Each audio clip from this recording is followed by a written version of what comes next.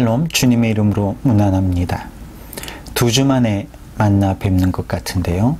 저는 8월 한 달 동안 20년 만에 맞이하는 이사를 잘 마무리하고 새로운 장막에서 잘 보내고 있습니다. 기도해 주신 여러분께 감사드리고요. 건강한 몸과 마음으로 새롭게 목회에 힘쓰도록 하겠습니다. 그러면 기도로 말씀의 문을 열겠습니다. 무더위와 코로나로 인해 힘들고 고단한 삶을 살았던 8월이 지나고 있습니다. 이제 새로운 계절을 맞이하면서 우리의 몸과 영혼도 새로워지고 코로나로 종식되어지며 온 사회가 회복되어지는 은혜가 있기를 원하오니 주님 역사하여 주시고, 특별히 모이지 못해 카타콤에 숨어있던 초대교회와 같이 억눌려 있는 교회가 다시금 새 힘을 낼 수 있도록 주님 일하여 주옵소서. 오순절 성령 충만의 은혜를 우리에게 내려 주시옵소서. 오늘도 함께 말씀을 묵상하고자 하오니 오늘 우리 위에 말씀의 영, 깨달음의 영으로 함께하여 주시기를 원할 때에 우리 주 예수 그리스도의 이름으로 기도하옵나이다. 아멘. 먼저 성경 말씀 찾아보도록 하겠습니다. 사사기 1장 26절부터 36절 말씀입니다. 말씀이 길어서 22절부터 28절까지의 말씀만 제가 봉독하도록 하겠습니다. 요셉 가문도 베델을 치러 올라가니 여호와께서 그와 함께 하시니라. 요셉 가문이 베델을 정탐하게 하였는데 그 성읍의 본 이름은 루스라. 정탐꾼들이 그 성읍에서 한 사람이 나오는 것을 보고 그에게 이르되 청하노니 이 성읍의 입구를 우리에게 보이라. 그리하면 우리가 네게 선대하리라 하매 그 사람이 성읍의 입구를 가리킨지라. 이에 그들이 칼날로 그 성읍을 쳤으되 오직 그 사람과 그의 가족을 놓아 보내매 그 사람이 햇사람들의 땅에 가서 성읍을 건축하고 그곳의 이름을 루스라 하였더니 오늘까지 그곳의 이름이 되니라.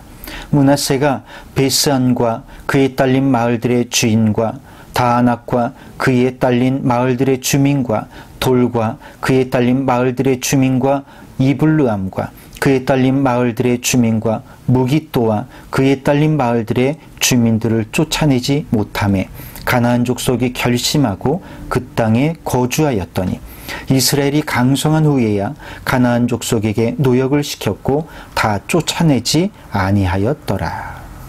아멘. 오늘 본문은 사사기 1장 앞부분에 이어서 이스라엘 자손들의 가나안 정복기를 자세하게 그려주고 있습니다. 그런데 유다 자손은 분배받은 지경 내에 남은 가나안 족속을 쫓아내는데 비교적 성공했지만 다른 지파들은 그렇지 못했습니다. 요셉 가문도 하나님과 함께 하심을 경험하며 베델을 정복했지만 한 사람과 그의 가족을 살려둠으로써 가나안 문화가 재생될 가능성을 남겨두게 되었습니다. 또 나머지 지파들에 대한 기록에서도 그들이 가나안 족속을 쫓아내지 못하였다는 구절이 후렴구처럼 반복되고 있는 것을 보게 됩니다.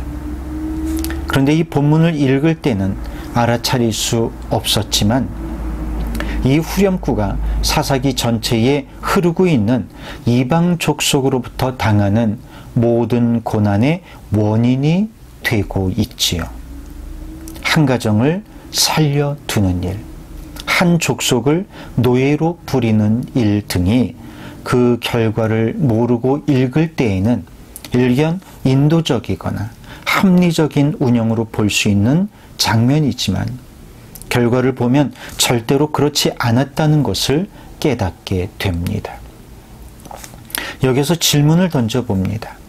왜 이스라엘의 각 지파는 자신들이 분배받은 땅에 남아있는 가나안 족속을 쫓아내지 않고 강제 도역을 시켰을까요? 여기에는 합리적인, 현실적인 이유들도 있었을 겁니다. 그들이 가나안 땅에 입성했을 때 하나님이 공급해 주시던 만나와 메추라기는 그 공급이 끊어졌습니다. 그때부터 유목민이었던 그들이 정착민으로 살기 위해 농사를 지어야만 했는데 결정적으로 그들은 농사 짓는 법을 몰랐습니다. 그래서 가나안 사람들을 쫓아내지 않고 그들에게 강제 노역을 시킴으로써 그들의 문화도 배우고 풍요로운 삶도 누리려고 했을 것입니다. 그들은 하나님의 백성으로서 하나님께 의지하는 삶의 방식을 유지하면서 그리고 새로운 환경에도 적응해야만 했습니다. 이에 그들이 선택한 방법은 가나안의 방식을 취하는 것이었습니다. 하나님 가나안 족속을 쫓아내고 그들의 신들을 섬기지 말라고 명령하셨지만 그들은 이 명령보다 먹고 사는데 도움이 되는 방법을 선택했던 것이죠. 우리가 세상에 나가서 먹고 사는 문제로 불법을 배우기 시작하면 나중에는 그것들이 내 삶을 송두리째 빼앗아 가게 되는 것을 볼 수 있습니다. 이번에도 국회의원들의 재산 문제가 터지자 당 차원에서 그들을 축출하려고 하는 모습을 볼 수 있습니다. 그들이 불법을 배워 이익을 취했을지 모르지만 그 결과는 부끄러운 것이었습니다. 처음부터 그렇게 되는 것은 아닙니다. 그런데 좋은 관계를 무너뜨리지 않기 위해 잘못된 선택을 하게 되는 경우가 많이 있습니다. 저는 어렸을 때 한 친구의 보호를 받은 적이 있습니다. 그 친구는 노는 친구들 중에서도 힘이 센 편이었고 그룹 안에서도 꽤 인정을 받는 친구였습니다. 다른 친구들을 괴롭히지도 않아서 이미지도 나쁜 편이 아니었습니다. 그런데 그 친구가 저를 좋아해 줘서 그 1년 동안은 꽤 편안하게 지냈던 것 같습니다. 그렇지만 제 마음은 늘 편안하지 않았습니다. 그 친구가 저와의 우정을 내세워서 저를 그 그룹으로 부른다든지 혹은 부정한 요구를 해올 때에 그것을 거절할 명분이 있을지 고민해야 했기 때문이었습니다. 결국 학년이 갈릴 때 자연스럽게 헤어지게 되었는데 헤어지고 난 후 마음이 훨씬 더 편했던 것을 기억합니다. 혹시라도 내게 주어질지 몰랐던 위험으로부터 벗어났기 때문이겠죠. 중학교 시절 저와의 우정을 무기 삼아서 시험 볼 때 답안지를 보여줄 것을 요구하는 친구가 있었습니다.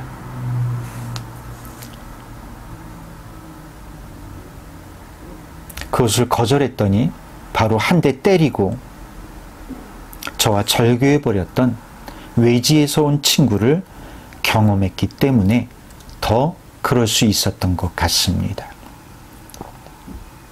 내게 잘해준다고 해서 다 좋은 친구는 아닙니다.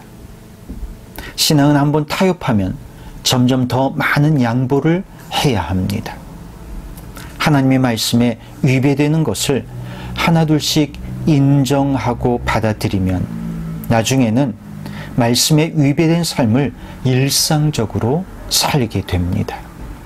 그 결과 하나님의 거룩하심을 잊어버리고 자신도 모르는 사이에 거룩하지 못한 삶을 살게 되는 것이죠. 더 무서운 것은 거룩한 삶을 살지 못하고 있다는 사실조차 모르게 된다는 것입니다. 그러면서도 자신은 신앙생활을 잘하고 있다고 생각합니다. 오늘날의 신앙인들은 하나님의 거룩하심을 묵상하고 그분의 말씀에 따라 생각하고 판단하는 훈련을 할 필요가 있습니다.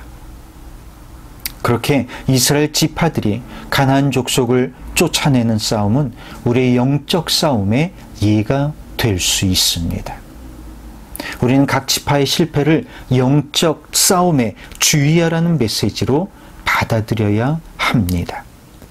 하나님의 명령을 어기는 행동은 인간의 눈에 합리적으로 보일지라도 결국에는 자신을 영적으로 멸망시키는 행동임을 알아야 합니다. 사탄은 쉬지 않습니다. 경계를 늦추면 영적 싸움에서 밀리게 됩니다. 그러므로 하나님의 말씀에 불순종함으로 추락하게 된 이스라엘처럼 불순종의 삶을 살 것인지, 하나님의 말씀에 온전히 순종함으로써 형통한 삶을 누리며 살 것인지 결단을 내리는 저와 여러분이 되기를 주님의 이름으로 축원합니다. 기도하겠습니다. 주님, 우리가 살아가는 삶의 영역 안에서 일어나고 있는 수많은 영적 전쟁에서 승리할 수 있도록 주님께서 힘과 지혜 주시기를 원합니다. 다른 무엇에도 흔들리지 않고 오직 주님 말씀에 순종함으로 거룩함을 지켜나가는 모든 성도들이 되게 하여 주옵소서. 예수님의 이름으로 기도합니다. 아멘. 이제 무더위가 지나가는 것 같습니다. 아무쪼록 건강에 유의하시고 주일날 건강한 모습으로 만나 뵙기 원합니다. 오늘 김종학 성도께서 수술을 마치셨는데 수술이 잘 되었다고 합니다. 건강을 기원하고 다른 분들도 건강에 특별히 신경 써서 관리하시기 바랍니다. 그럼 주일날 더 기쁜 얼굴로 만나 뵙도록 하겠습니다. 감사합니다.